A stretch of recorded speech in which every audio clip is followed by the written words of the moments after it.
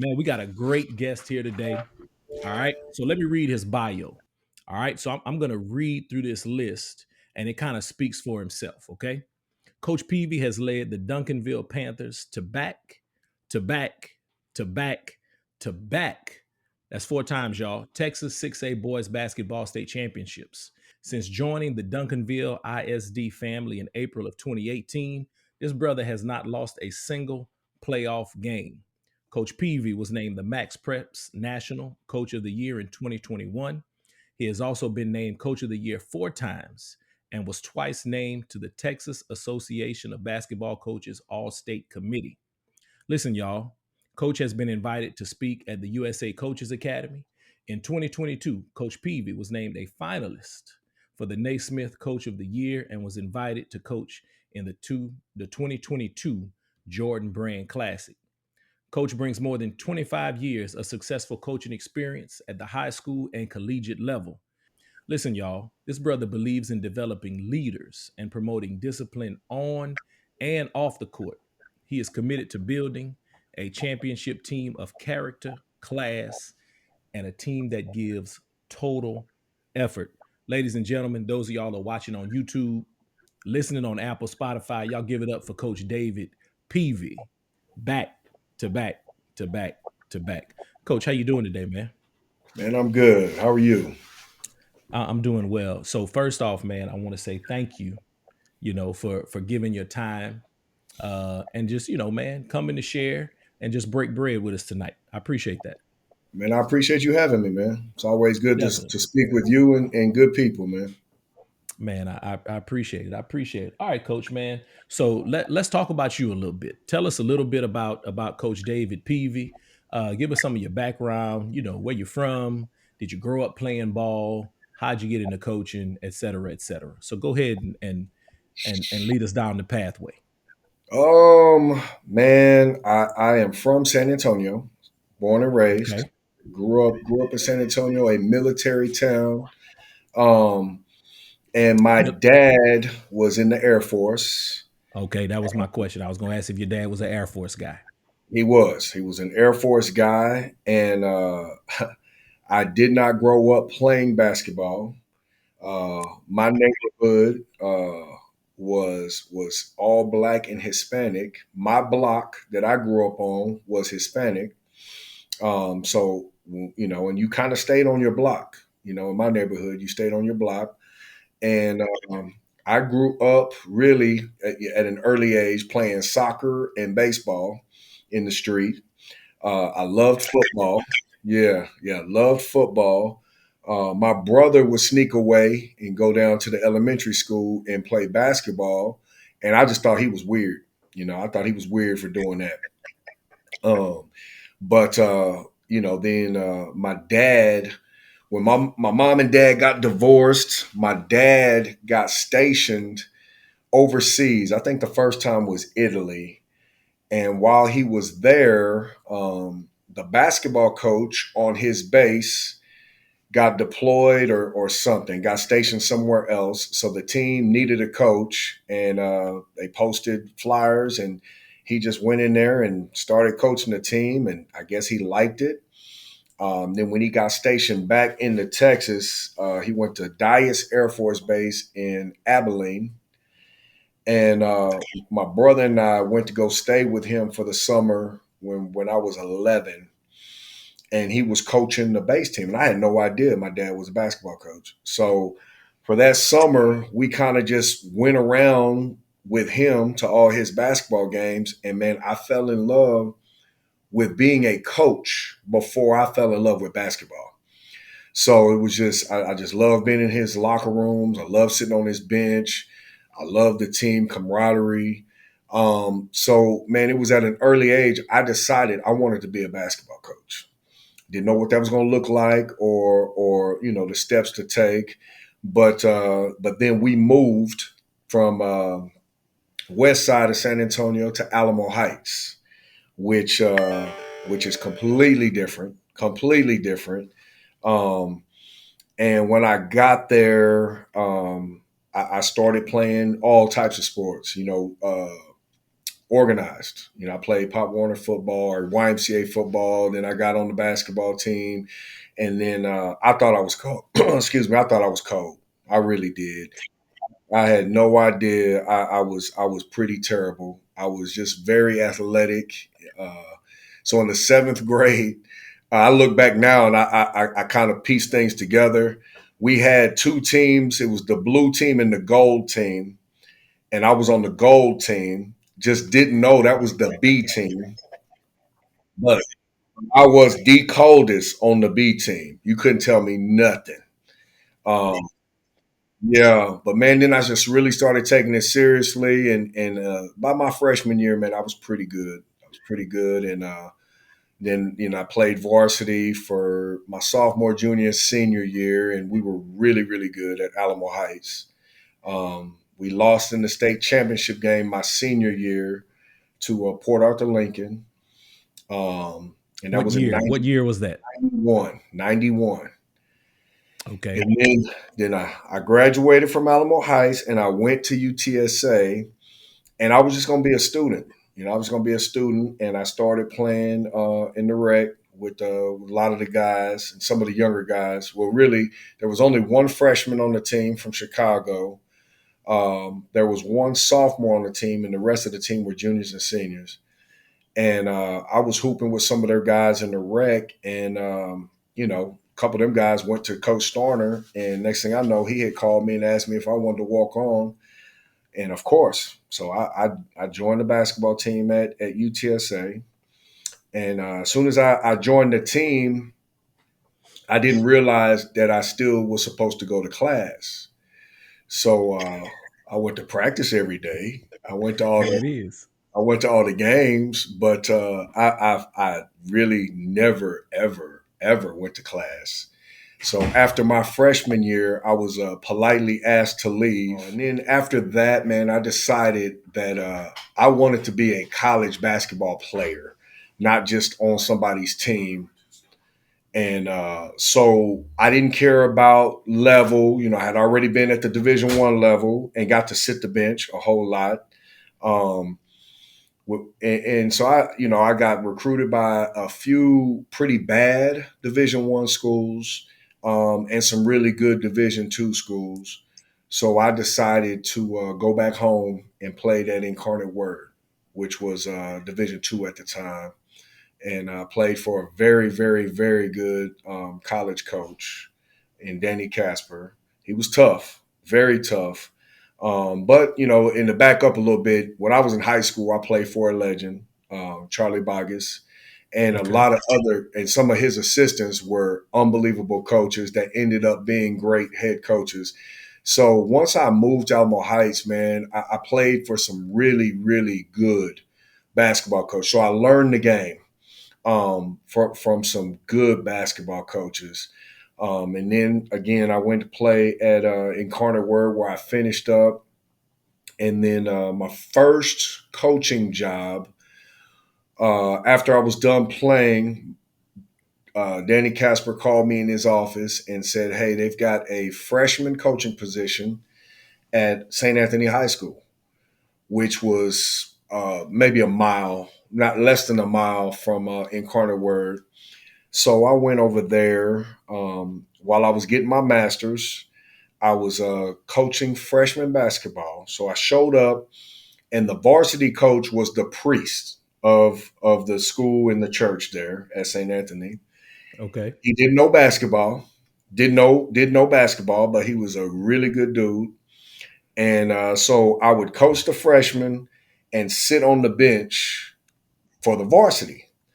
And while the game was going on, I would be talking to the priest and I'm like, "Coach, man, you gotta you call this." And he'd say, "You do it, you do it." So I mean, I'm shouting stuff out, and I said, "Man, call a timeout, call a timeout." So we call a timeout, and he would get the team together and say, "Okay, Peavy, talk to him." So basically, he had me coaching the varsity team. So it was a great experience. I didn't get paid traditionally. At the end of the night, they would take all the money from the concession stand and give it to me. So I would make about $36 a night on game night. And then, Man. yeah, but then at the semester, it was crazy. So the women's coach at Incarnate Word, she calls me over Christmas and says, "Hey, my assistant went home for Christmas and he's not coming back. I need an assistant right away." So I had to go leave the freshman coaching position at St. Anthony, and I became a college basketball coach overnight. And Wow. I was a women's assistant basketball coach at Incarnate Word for a year and a half. Um, and Sally Walling was the head coach. She was very young, a very young head coach at the college level, and she gave me a lot of responsibilities. Man, I was the only recruiter. I stayed on the road. I ran our defense and I ran our strength and conditioning. Um, and it was a great experience. Great experience. And then after that year and a half, my high school coach calls and says, "Hey, I need you to come and be my assistant." And I thought I was big time. I'm like, man, I'm a college coach. And he was like, "Come on, man, be serious. You're making $15 every 2 weeks, man. Come make some money and learn how to be a high school coach." And I'm glad. I mean, it didn't take him long to convince me. I was on his staff for 4 years. Learn from a legend, and then when it was time to go, man, he kicked me out the door, and I got my first head coaching job at Gonzales High School, which is Okay. between San Antonio and Houston, right off of I-10. And I went there for 2 years and coached some dudes at the 3A level, man. I had a 6'9" kid, Daryl Dora, that ended up playing for Bobby Knight at Texas Tech. Okay. Um, Okay. really shoot, really pass. I had a 6'3" point guard that could jump out the gym. So with those two dudes, you're gonna win a lot of games. So On the 3A level. Yeah. at the 3A level, we Yeah. we lost in the regional finals, um, and just had one of them nights, one of those nights. We were probably, if I had to look back, we were probably the second best team in the state that year. But we didn't make it to state, and then I coached one more year there. We won district, and then I got the Hightower job in Houston. So I was there for 2 years and had some real ones, had some dudes, very very a team full of very good college guards, Yeah. um, with DJ Augustine being one of them. So he was there my second year. Won a lot of games and put a lot of kids into college. And then I went back to college and coached at Stephen F. Austin for Okay. Danny Casper, who had gone from Incarnate Word to Stephen F. Austin. So I was on his staff for a year, and it didn't take me long to realize I was a high school coach. I was on his staff, and 2 months in, I was like, "Man, this is not what I need to be doing." So I stayed there that 1 year, and then I went to Aikens High School in Austin, Mm-hmm. Mm-hmm. and I was there for 8 years. The first three, I was the head boys basketball coach. The next four, I was the athletic director and the head boys basketball coach. In the 8th year, I was just the athletic director. I Okay. didn't coach my last year there. And then after that, my son, who played his freshman year at Steele High School in San Antonio, told me he wanted to come play for me. Well, I had already given up my basketball position and I wasn't going to take that back. So I had to go find another job. And so I landed at Decaney High School in Spring ISD. And so I was there for 3 years and got to coach DJ for those 3 years, and then my son Micah for his first 2 years in high school. So my last 2 years, I had both of my sons.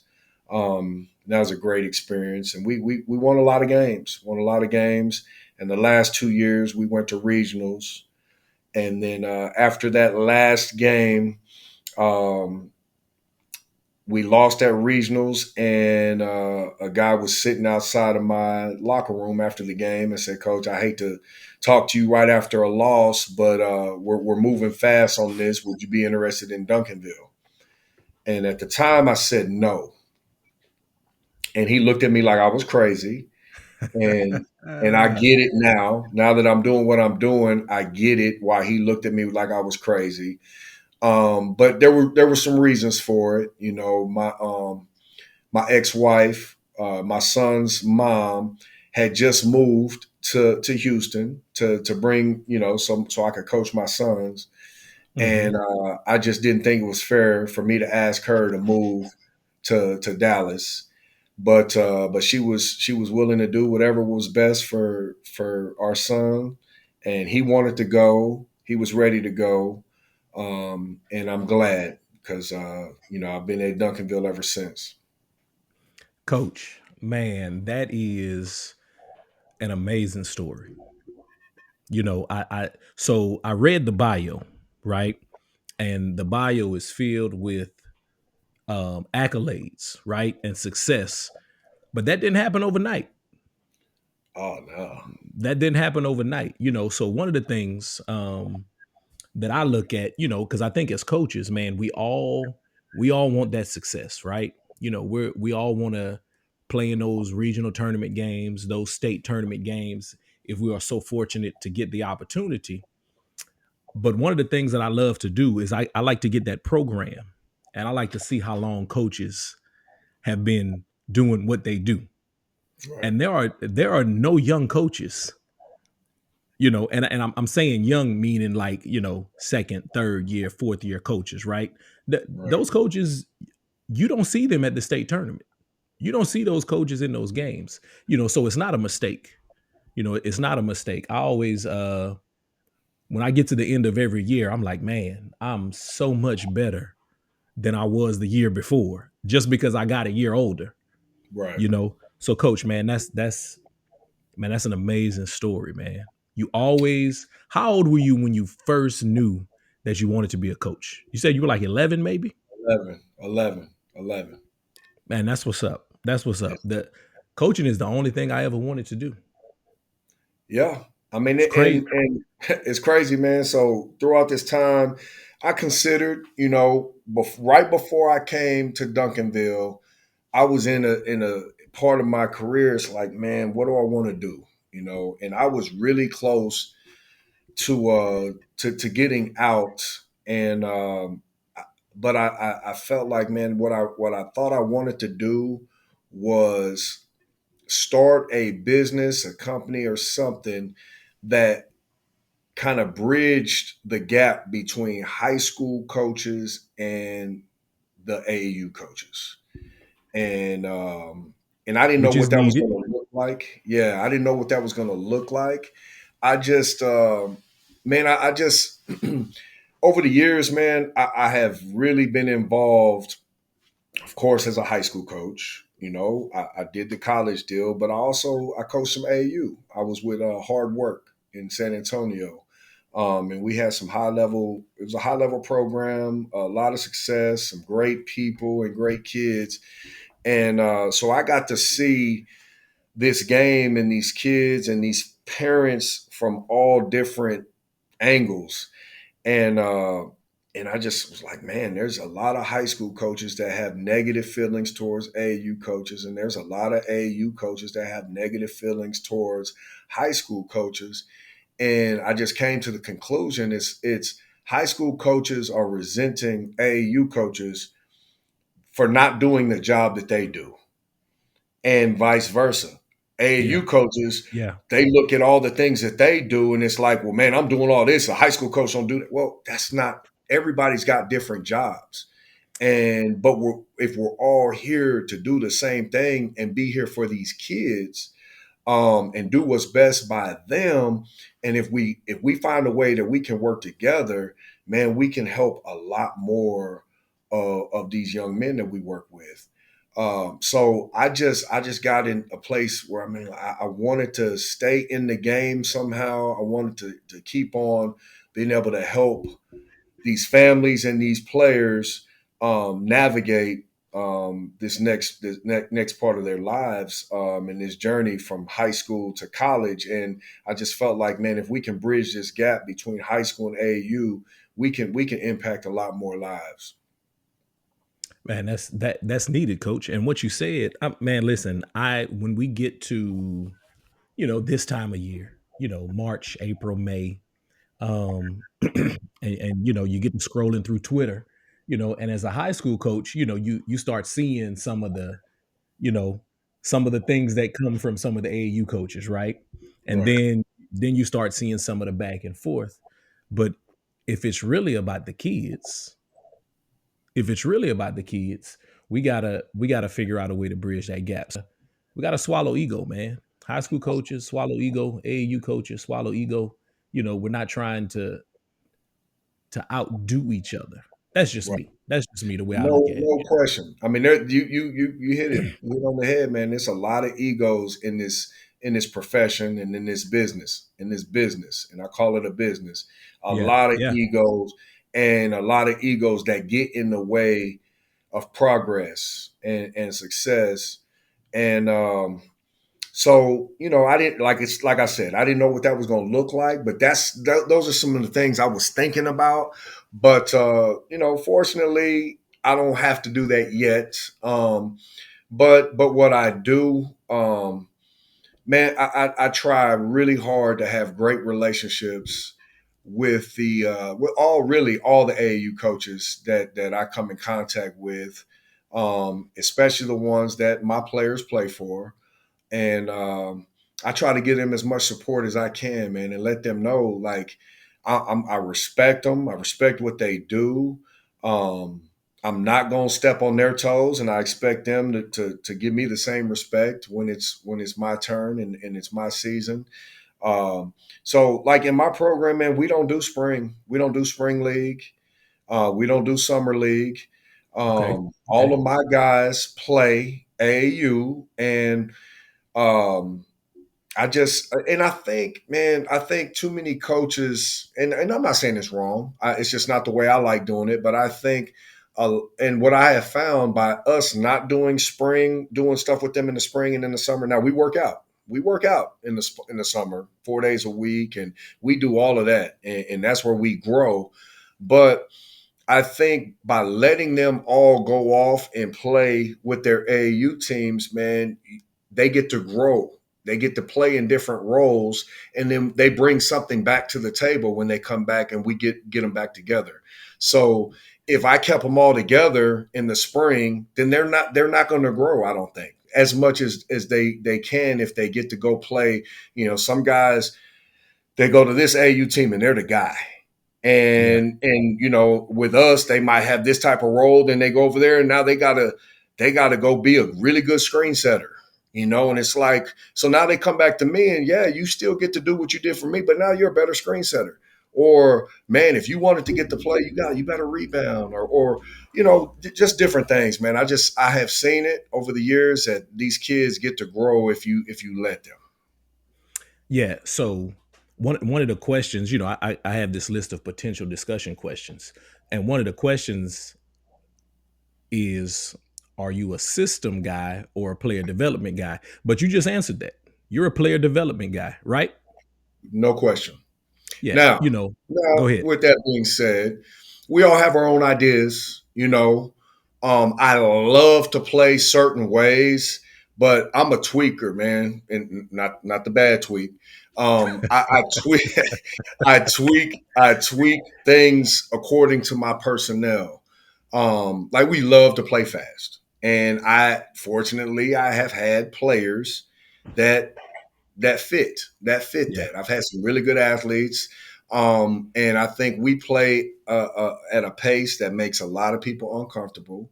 We practice that pace every single day.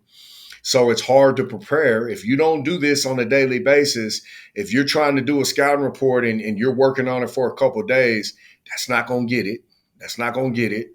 Um, we like to pressure you in a way to make you feel uncomfortable on both ends, offensively and defensively. But that would be the only system I have. and to play the way we want to play, we have to skill develop a lot. We do a lot of shooting, we do a lot of ball handling, and everything we do. If you come to our practices, everything we do looks like the way we're going to play. Like all of our drills are going to be fast. All of our ball handling is going to be fast. We're going to do a lot of ball handling with defensive pressure. We do a lot of defensive drills with ball handlers to work on staying in front of the ball and putting a lot of pressure. So it is so that system is in place, but yes, I'm more of a skill development type of guy to be able to play the way we play. Coach, that's good. So somebody's gonna listen, somebody's gonna watch, and they're like, "Oh man, Coach Peavy he's laying out the blueprint." But the thing I want to point out is like, it's a blueprint, but it's a blueprint that you've been working on for years. And Well, we got to not leave this one little thing out. You got to have players. there it is. Yeah. So, I mean, because There I it don't is. want, like, I say this every time I speak. Man, I get up and speak in front of people, or I do podcasts, or I do interviews. And I never want people to, man, Coach Peavy thinks he's this. No, no, no, no. I think I have become very good at getting the best out of really good players. But can I do the winning that I have done? Can I have the success that I have done without having the dudes that I have had? Come on now. I understand this. Like, you know what I mean? I got these grays in my beard right now. I've been doing this a long time. And I Yeah. know that, man, you got to have some really, really good players to do the things that we are doing. But, I think we have a good system and a good culture to where our kids know what the expectations are. They buy in, our families buy in, and that's key. That is huge.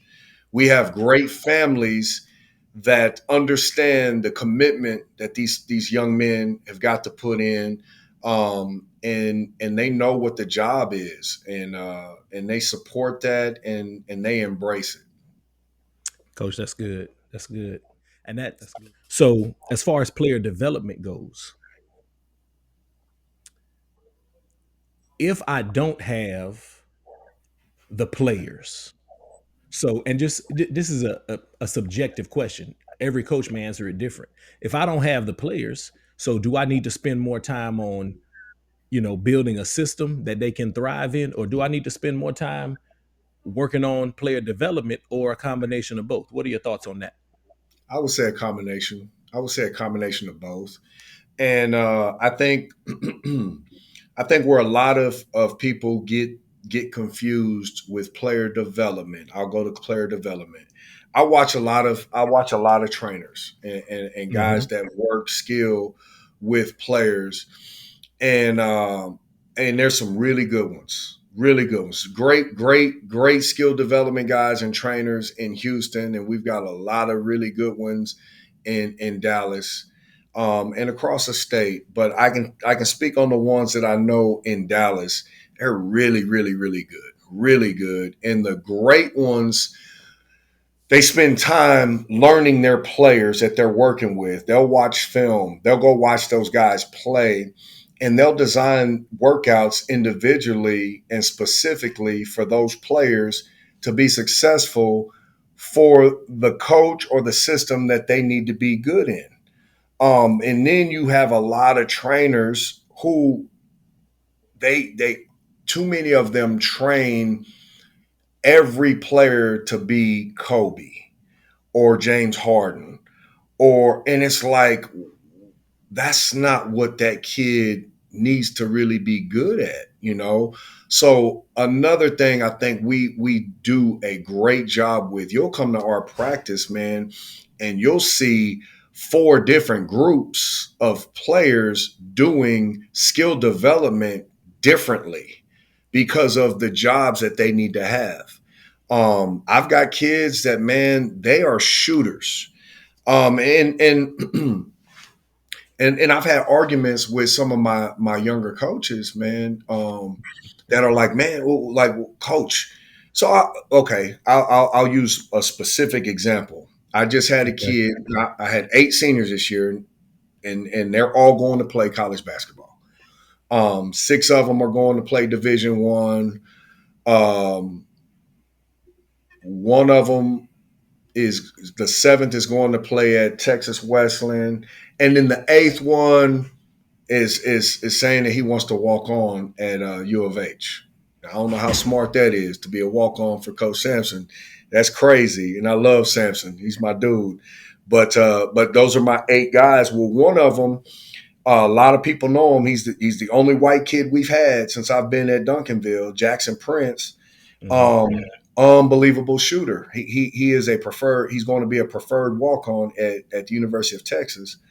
And his sophomore year, he was not allowed to step a toe inside the 3-point line on offense. And I had a coach like, Coach, why are you doing that? Like, man, you're hurting that kid. I'm like, I said, how am I hurting this kid? Why would you want me to let this kid do something he's not good at? He is really good at sprinting to that corner and shooting shots because he That's needs pride. y'all to get him the ball because so he can do his job. And so now, then by his junior year, he got to shot fake and take one power dribble to a pull up. He could either shoot the open shot or and he knew we're not playing. We're not playing around with the ball. You don't get to make extra moves.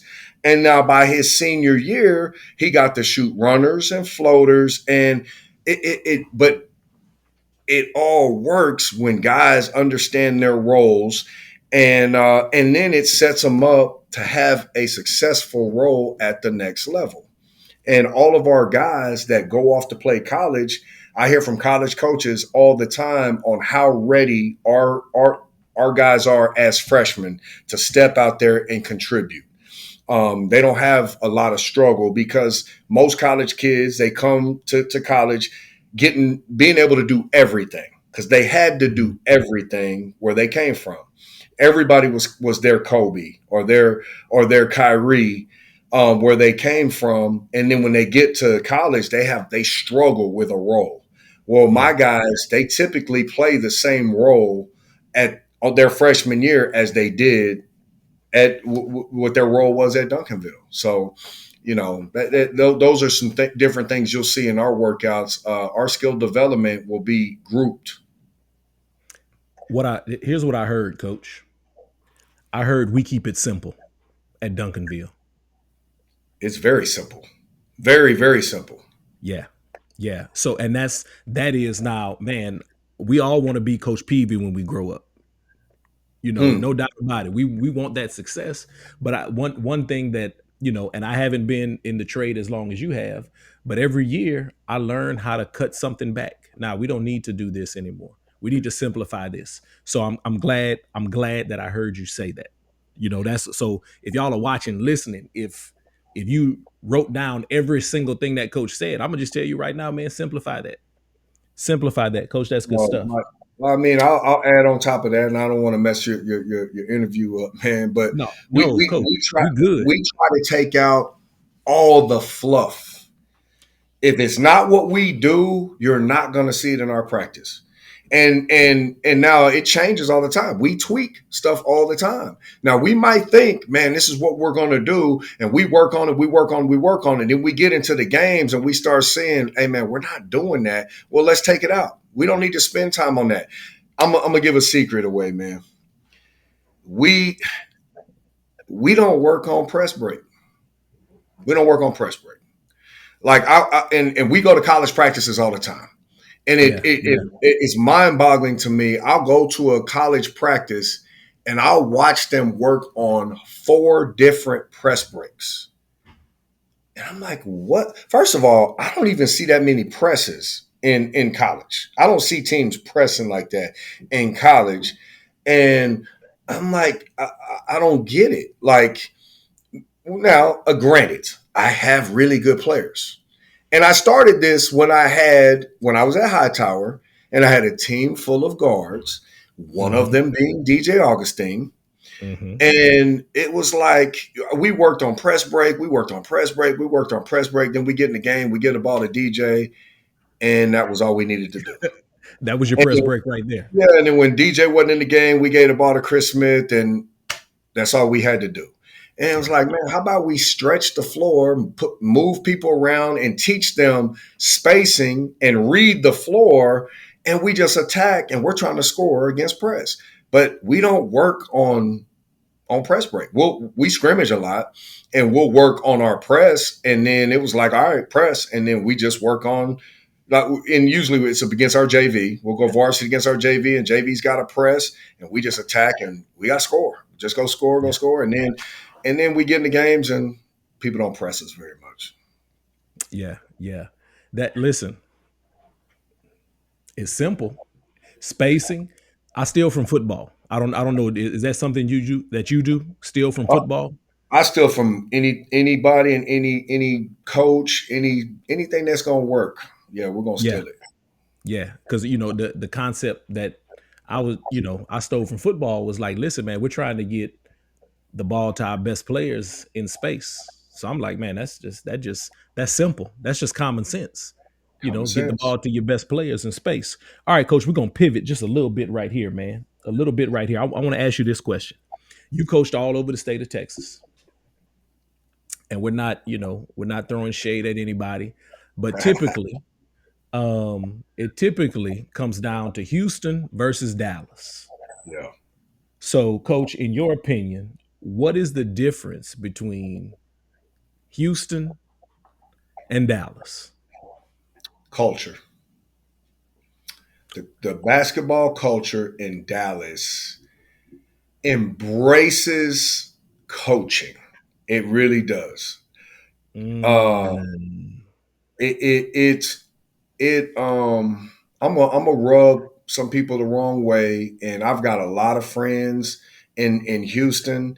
There's lots of talent, uh, but the basketball the last it's been several years now has been better in Dallas, and I didn't know why until I got here.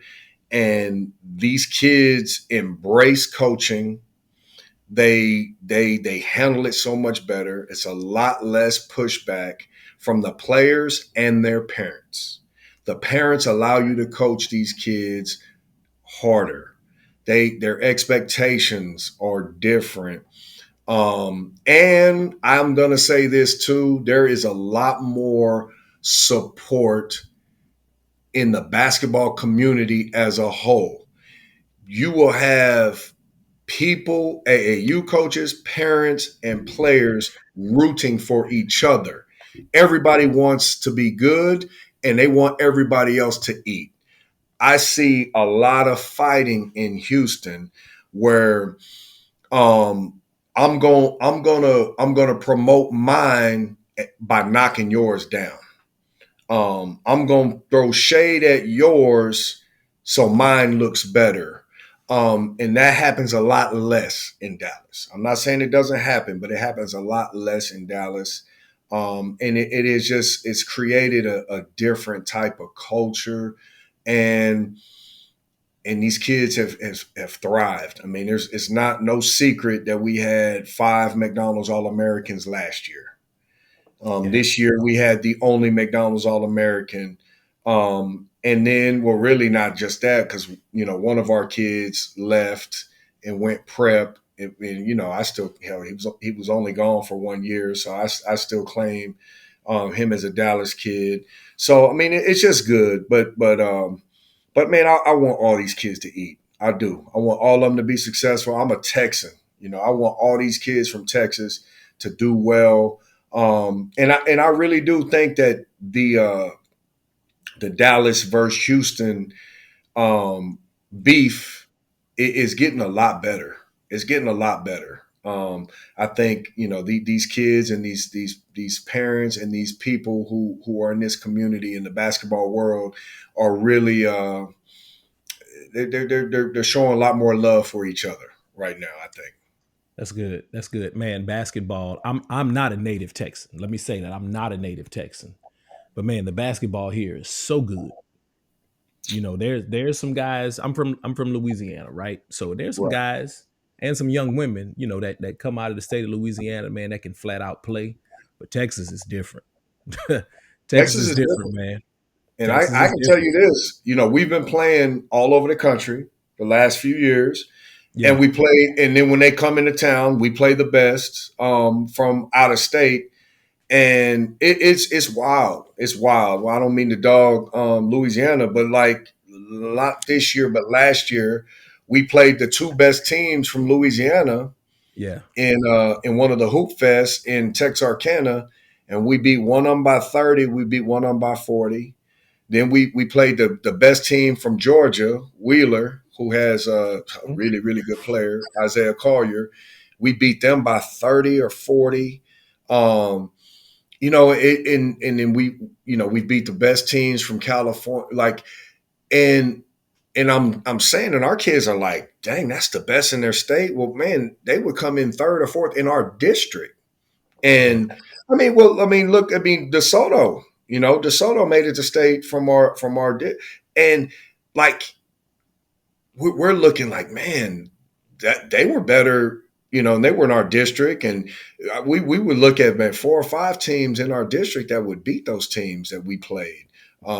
It's tough. I mean, Texas it's every night. It's every night, and there's a lot of really good players, a lot of really good coaches, and like I said before, a lot of good trainers and AAU coaches that are really. I mean, people. I mean, I know a lot of AAU coaches that study and watch film. And people don't realize, like, they are really they're taking this thing serious. that's good. That's good. So, man, Coach, we've talked a lot of ball. Let's talk a little bit. You know, let's talk about coaching a little bit. So, you know, we still have these coaching giants, right? But are we seeing young coaches try to position themselves under coaches? Are we seeing young coaches make phone calls and just, you know, just go and sit down and just and chop it up with some of these coaches who are more seasoned? Are you seeing that? So yeah, some I have a couple. I got a couple young cats that call me on the regular. Couple in particular. I mean, they're religious with it, and they're faithful with a month doesn't go by without them scheduling an hour. Coach, I need an hour, and it is, and they come, man, it's crazy. Like, they're way better than I was. Like, I wish I would have done that more, but they come organized with questions, that they have written down, and scenarios, and it's cool, but mostly it's when we run into each other. I Yeah. live in the gym. I stay in the gym. I'm in the gym every weekend during AAU, and I run into a lot of young coaches, and a lot of times we'll just sit and chop it up. We'll go to Papados and sit and really talk coaching and talk culture and basketball and anything really they need help with, because all of us, we don't make it in this business as long as we have without help. It's hard. It is hard. um and I don't know about you, but I'm gonna assume, as long as you've been coaching, there've been many times where you considered getting out because of the difficulties and the struggles and the stress. And we had to have people walk us through and get us to the next step, so we could keep going. And I never say no. If anybody needs help, if they call me, if they email me, if they want to come up here and meet, man, I come. I mean, it's just, I love it. I love what I do, and I want to be able to help as many young people, meaning these high school kids, get to the next level. And I have found the more coaches I can help, the more young men I can help.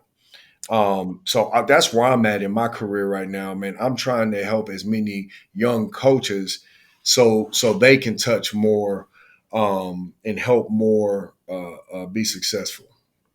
Multiplying that impact. And listen, y'all, what he's saying is real because I coach on the women's side. I coach young women, but I have called Coach Peavey, right, and asked him some questions. My first time making it to like a regional semifinal, I called him. Hey, it's my first time being here. Tell me about officials. Talk to me about officials, right?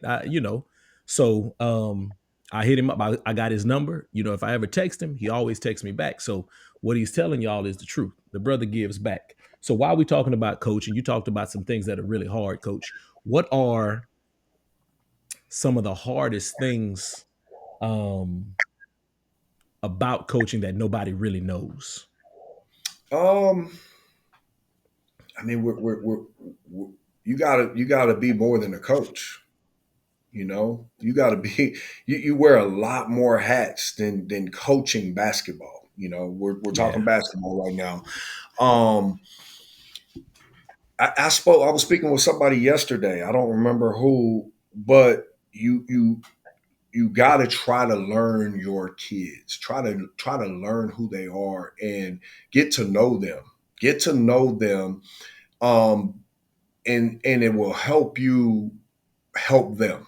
It will help you be a better coach to them once you know them a little bit more. Know what they like. Know who their favorite rapper is. Who what kind of music they listen to. Yeah. What they do outside of basketball. And once they start trusting you and they start feeling like, hey man, coach cares about me a little bit, then you can start really getting to understand what's going on at home. And and you know, then they will start trusting you. And I've got kids that will come in here, and I mean they put it on, they just put it all out there, and they coach, I'm struggling with this, man, whatever it is. And once that happens, then your culture is where it needs to be. And that's part of us getting to where we are. We are a truth telling culture. Um, and it's hard to get there, but one thing I tell people, man, it becomes easy when you can really tell the truth. And then once the kids trust you, they handle the truth a lot better because the truth hurts sometimes. And then That's a parents gym, are always coach. struggle. That's a What's that gym. I hear? That's a gym. You just dropped a Yeah. gym right there. Yeah, and then of course parents over the years, I've had some good ones in every sense of the word, but Yeah. they've gotten a lot better when I became a much better coach. When I learned that you get a Yeah. lot more done by always telling the truth, Yeah. not talking in circles, not sugarcoating, but be respectful, be tactful, but be honest, be honest. Um, and then I mean, everybody. Okay, this is what parents want. Ultimately, they want you to love their child. They want you to love their child. Do right by their child. Yeah. And the basketball is secondary to that. Now they all care about basketball. If they're in your program, they all want their baby. And this is another thing parents want. All parents want their child and the four best players to play. Um, Always. always, always. And but at the end of the day, we tell the truth and we let them know what it is we're doing. And the parents in our program are great because they know what we do for their kids. We work, we grind, and we've had kids that got very, very little playing time that got scholarships to play in college. We got kids that like never got to play, and we got them opportunities to play at the next level. We get our managers opportunities to be managers on the college level if that's what they want to do. Yeah. Um, I had one kid. I've had very few that have come through my program that didn't want to play in college, but I had one that wanted to be a welder. So we went to work and helped him find some programs to be successful moving forward on what he wanted to do. I got one that he's making more money than all of us, selling homes and flipping homes. And he did 1 year in college, and man, the dude he's big time. So I just feel like, man, we do a lot of things in our program that, and we just say we just going to create habits necessary to be successful, and it's going to carry over in everything that you do moving forward. And when you come through our program, if you can make it all the way through, and it's very, very hard, it's very difficult, but if you can make it through, I have all the confidence in the world that you are going to be a successful person because you have the habits necessary to be successful. That's good. That's good stuff, Coach. All right, check this out. We kind of coming down to the tail end. So I just want to throw a couple of things at you while I got you here. All right, check this out.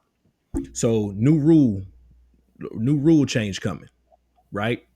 So we're Right. going no more 1-and-1, which personally, when people talk about shot clock and all of that, my thoughts, and I probably tweeted about it, so I'm plugging myself right here.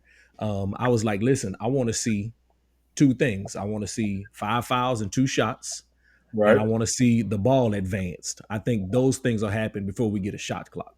So what are your thoughts on that? I'm always looking for anything that makes the game better. I like it. I like it. It makes sense. I think it does speed the game up a little bit, and it lets referees off the hook too. I think like referees, man, they can have a bad night too, or have a bad Yeah, quarter, and you don't want them to have, man, that was a tough call. That's a tough call. And before you know it, now a team is in the bonus for the whole half. Well, it resets after the quarter. yeah, So, I mean, yeah, those fouls that were in the first quarter, okay, now the referees have settled down. They've adjusted. They got out of their funk. Our kids have adjusted. They stopped using their hands. They're moving their feet yeah, better. And yeah, now it's like, okay, let's restart, and we don't have to just shoot free throws all game. Let's play basketball. So I like that rule, and I haven't thought too much about the advancing the ball, but I like that too. Um, shoot, everything I think. Whenever you make changes, it makes you change coaching. So and it gives you one more thing you got to coach, yeah. and I love it. I mean, I'm always looking for ways to get better. I'm always looking for new challenges. So, that's more coaching to do. Okay, so what do you think is the tougher job, coaching or officiating? Oh, officiating. Yeah, No question. No yeah, question. I have so much respect for officials. I mean, we got tough jobs as coaches, and everybody thinks they can do our job better than us. Um, and we get yelled at and we get criticized and all that other good stuff. But man, referees, like I tried it one summer. I tried it one summer when I was coaching at Incarnate Word on the women's side. We ran a girls league, and I refereed, and I'm so embarrassed on some of the things that came out of my mouth. When a young lady would say something to me, I would snap back. I'm cussing at parents, and my thin is way too thin, man. I can't take it. Like, I take it real personal, and I hear everything. So yeah, yeah. there's no way I could be a referee. All right, Coach. If you could do anything other than coaching, what would it be? Man, I like what you're doing right now, man. I would just be a podcast host. That's what I would do. Man, listen, this is my hobby. I suck at Yeah, golf. I don't watch a whole lot of TV. I'm really like a nerd, man. So I really right. just like talking to people and and hearing their perspectives on things. That's how I get better. I That's how don't I have get better. I don't have any hobbies either. You know what I think I might want to do in the near future, and I've started it. I like speaking, man, and it's crazy because I hated giving speeches in school. I get panic attacks, and anxiety, like for real. Like, Yeah. but Yeah. but but speaking about what I know and speaking about culture and team building, man, I wouldn't mind doing that after coaching. You know, going into corporations and talking to them about team building and culture. Man, definitely. I definitely think there's a place. I know there's a place for you in that arena coming down the pipe. All right, coach. This is it's crunch time. All right. It's crunch Yep. time. So I got a 3, 2, 1, and then we're gonna wrap up after that. All right. So the three is three in the key. All right. Give us three things that all coaches need. Three things that all coaches need. What you got? Passion, patience, and professionalism. Ah, that's good, coach. So passion, patience, and professionalism. Yeah. That's good stuff right there. Let me do the three the correct way. This how the three is done nowadays. Let Three me do it the P's. correct Three way. P's. There it is. All right, Three coach. P's in the key. Two shots. Two shots right here. What are two of the most foul things that you've experienced as a coach? Two of the foulest things you've experienced as a coach. I mean, we just talked about officiating. I think officials do a great job for the most part. Sometimes they have a bad night, but I know in my heart I was cheated one time in a very, very, very big game.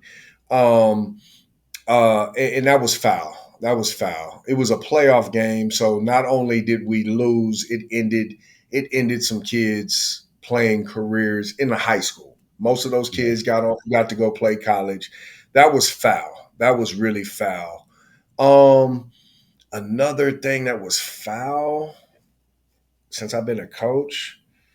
Um, man, I don't. Man, I can't think of. I really can't. I can't think Coach, of that's anything. listen, that's good. I've been That's coaching a good. long time. Yeah, That's yeah, good. nothing foul. Nothing That's foul. good. That's good. Yeah.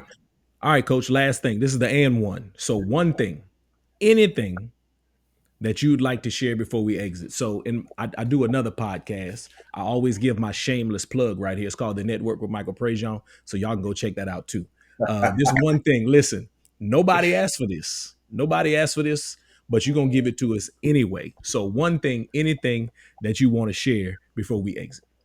Oh, I mean, hardly. There's not too many people that know this, except for the real ones. The real ones know that when I was about 8 years old, was I eight? Yeah, that's about right. I was the city breakdance champ in San Ah, Antonio. Yeah. Hey, pretty John, I was cold, bro. Like if there was one thing I was great at, I was a really, really, really good breakdancer, man. so hold up. So Yeah, were you popping and locking, or were you no, doing the pop. windmill? No, no, no, no. Look here. Now I'm a tell on myself. I'm I don't like being dirty, so I stayed on my feet as Okay. much as Okay. possible. So I was a popper, and man, I could do that thing, man. I mean, I could moonwalk better than Mike Jackson and Chris Brown and all them dudes, man, and popping and locking, and I was pretty much being for real. I was super cold, Hey, that's super what's up. cold. That's Yeah, what's up. Listen, y'all didn't know that, man. Y'all didn't know. yeah, Coach, yeah. man, listen, I appreciate your time. I appreciate all the knowledge and wisdom that you shared with us. Listen, y'all, this is the Coaches Co-op podcast. One of my partners said, you can treat it like a box of chicken. Whatever you want out the box, man, you take it. Whatever you don't want, you just leave it in there. Coach Peavy, man, you dropped a lot of gems.